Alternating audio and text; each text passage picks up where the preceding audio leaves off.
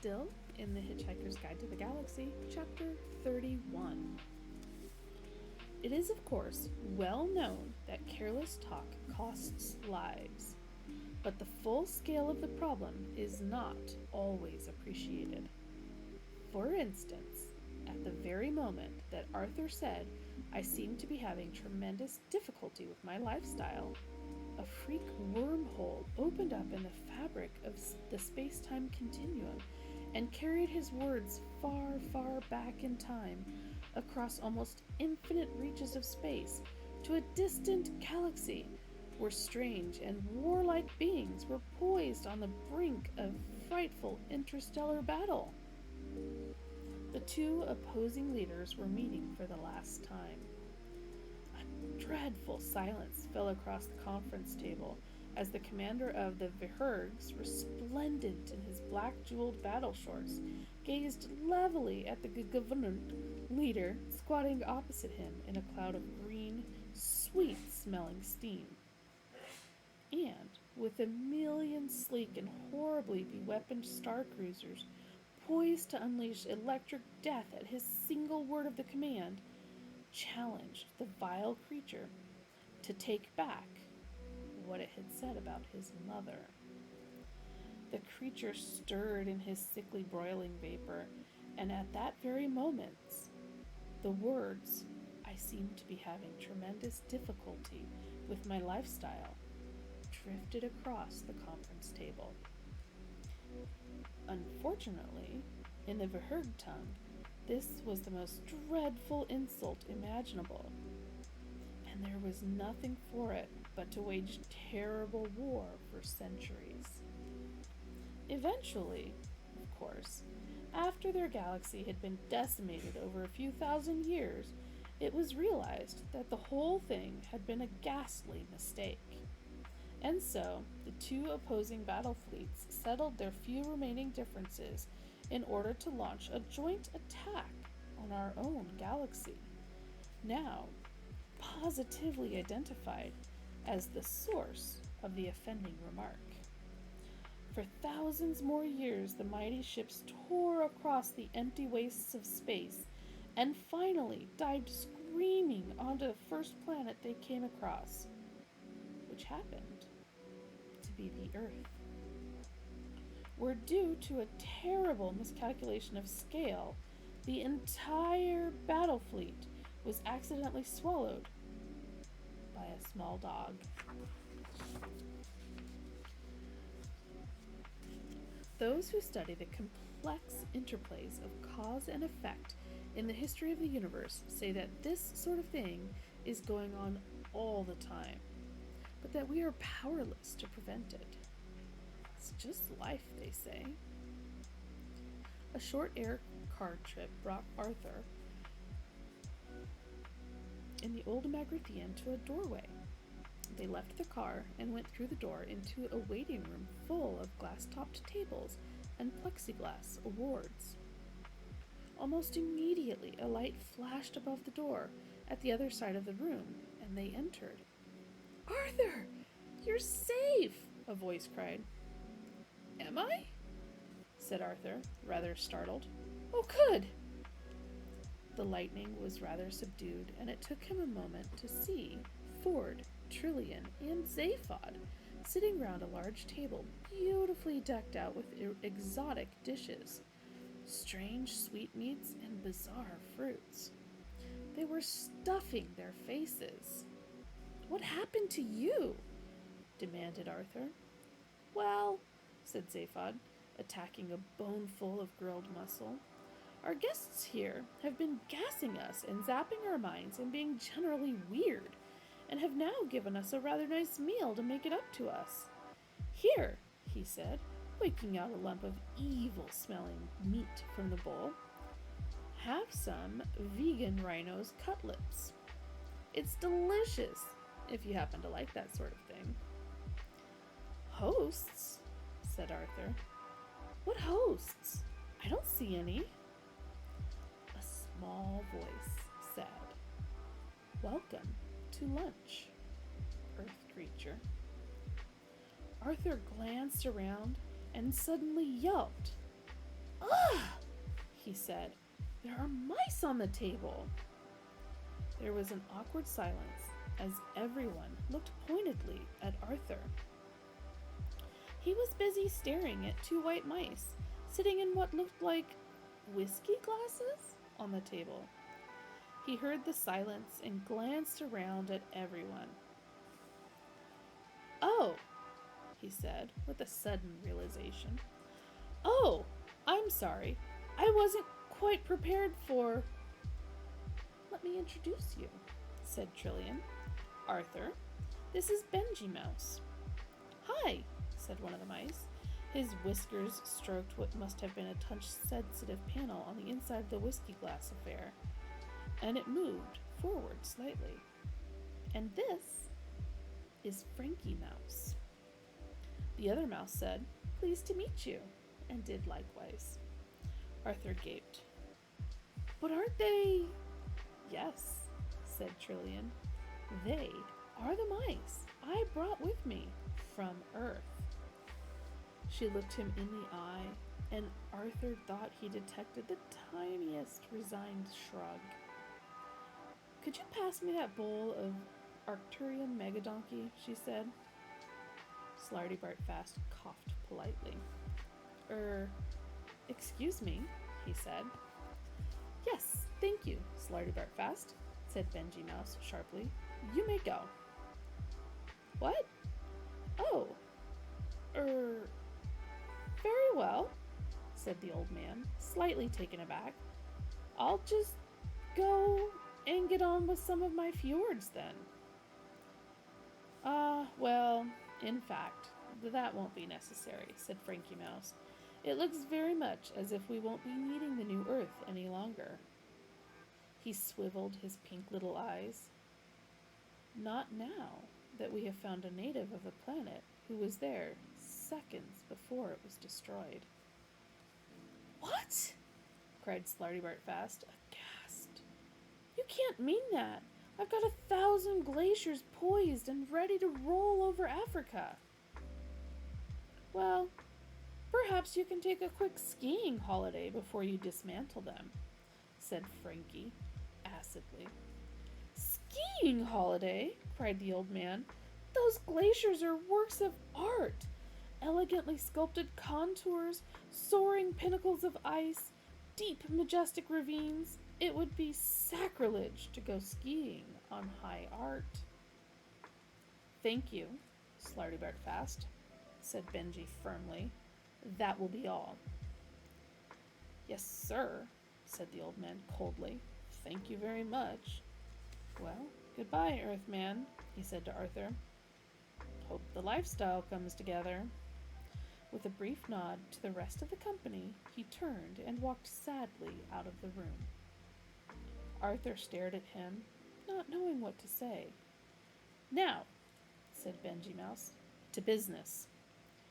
Ford and Zaphod clinked their glasses together. To business, they said. I beg your pardon, said Benji. Ford looked around. Sorry, I thought you were proposing a toast, he said. The two mice scuttled impatiently around in their glass transports. Finally, they composed themselves, and Benji moved forward to address Arthur. Now, Earth creature, he said, the situation we have in effect is this. We have, as you know, been more or less running your planet for the last 10 million years in order to find this wretched thing called the question to the ultimate answer. Why? Said Arthur sharply. No, we already have thought of that one, said Frankie, interrupting. But it doesn't fit the answer. Why? 42? You see, it doesn't work. No, said Arthur. I mean, why have you been doing that? Oh, I see, said Frankie. Well, eventually just habit, I think, to be brutally honest. And this is more or less the point. We're sick to the teeth of the whole thing, and the prospect of doing it all over again on account of those winnet-ridden Vogons. Quite frankly, gives me the screaming heebie-jeebies. You know what I mean? It was by the merest lucky chance that Benji and I finished our particular job and left the planet early for a quick holiday, and have since manipulated our way back to Magrathea by the good offices of your friends. Magrathea is a gateway back to our own dimension, put in Benji. Since then, continued his murine colleague, we have had an offer of quite an enormously fat contract to do the 5D chat show and lecture circuit back in our own dimensional neck of the woods, and we're very much inclined to take it. I wouldn't. Would you, Ford? Said Zaphod promptingly. Oh, yes, said Ford. Jump at it, like a shot. Arthur glanced at them, wondering what all this was leading up to. But we've got to have product, you see, said Frankie. I mean, ideally, we still need the question to the ultimate answer in some form or other. Zaphod leaned forward to Arthur. You see, he said, if they're just sitting there in the studio looking very relaxed and, just mentioning that they happen to know the answer to life, the universe, and everything, and that eventually have to admit that in fact it's 42, then the show's probably quite short. No follow-up, you see. We have to have something that sounds good, said Benji. Something that sounds good? Exclaimed Arthur. A question to the ultimate answer that sounds good? From a couple of mice? The mice bristled. Well, I mean, yes, idealism. Yes, the dignity of pure research. Yes, the pursuit of truth in all its forms. But there comes a point, I'm afraid, where you begin to suspect that if there's any real truth, it's that the entire multidimensional infinity of the universe is almost certainly being run by a bunch of maniacs. And it comes to a choice between spending yet another 10 million years finding that out, and on the other hand, just taking the money and running. Then I, for one, could do with the exercise, said Frankie. But, started Arthur hopelessly. Hey, will you get this, Earthman? Interrupted Zaphod. You are a last generation product of that computer matrix, right? And you were there right up to the moment your planet got the finger, yeah? So your brain was an organic part of the penultimate configuration of the computer program, said Ford, rather lucidly, he thought. Right? Said Zaphod.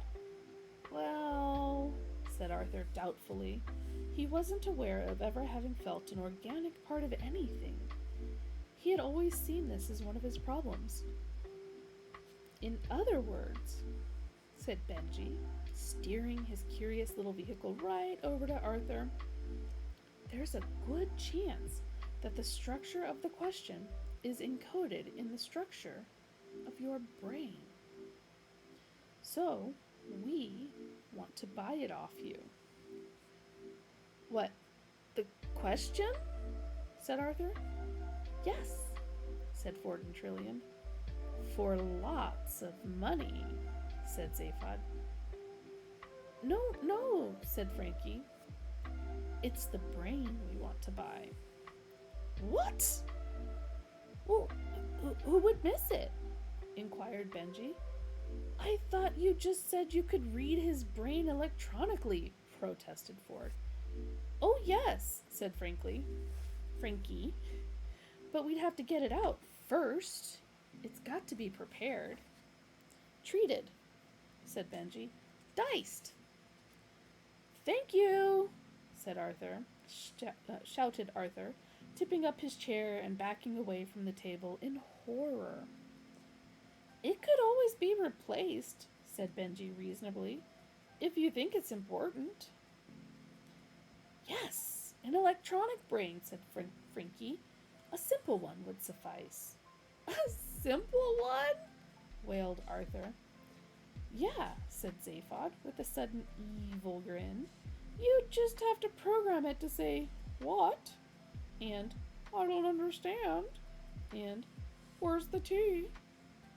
Who'd know the difference? What? Cried Arthur, backing away still farther. See what I mean? Said Zaphod, and howled with pain because of something that Trillian did at that moment. I'd notice the difference, said Arthur. No, you wouldn't, said Frankie Mouse. You'd be programmed not to. Ford made for the door. Look, I'm sorry, mice-old lads, he said. I don't think we've got a deal. Rather think we have to have a deal, said the mice in chorus, all the charm vanishing from their piping little voices in an instant. With a tiny, whining shriek, their two glass transports lifted themselves off the table and swung through the air toward Arthur, who stumbled further backward into a blind corner, utterly unable to cope or think of anything. Trillian grabbed him desperately by the arm and tried to drag him toward the door, which Ford and Zaphod were struggling to open. But Arthur was dead weight. He seemed hypnotized by the airborne rodents swooping toward him. She screamed at him, but he just gaped. With one more yank, Ford and Zaphod got the door open. On the other side of it was a small pack of rather ugly men who they could only assume were the heavy mob of Magrathea. Not only were they ugly themselves, but the medical equipment they carried with them was also far from pretty. They charged. So, Arthur was about to have his head cut open, Trillian was unable to help him, and Ford and Zaphod were about to be set upon by several thugs, a great deal heavier and more sharply armed than they were. All in all, it was extremely fortunate that at that moment, every alarm on the planet burst into an ear-splitting din. And that, my darlings, is the end of chapter 31.